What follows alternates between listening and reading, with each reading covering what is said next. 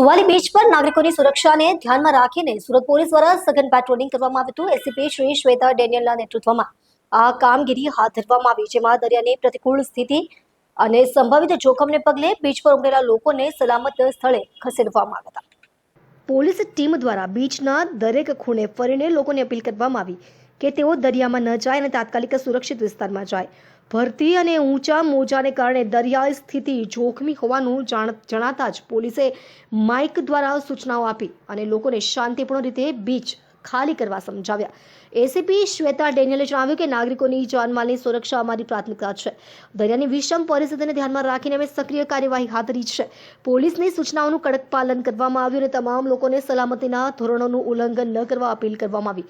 પોલીસની સતત કામગીરી અને સમય સૂચકતાને કારણે બીચને સંપૂર્ણપણે ખાલી કરવામાં સફળતા મળી। કોઈ અનિચ્છનીય બનાવ ન બને તે માટે પોલીસ દ્વારા વધારાના દળો પણ તૈનાત કરવામાં આવ્યા હતા। સ્થાનિક વહીવટી તંત્રે પણ નાગરિકોને સાવચેતી રાખવા અને સત્તાવાળાઓના નિર્દેશોનું પાલન કરવા માટે વિનંતી કરવામાં આવી હતી।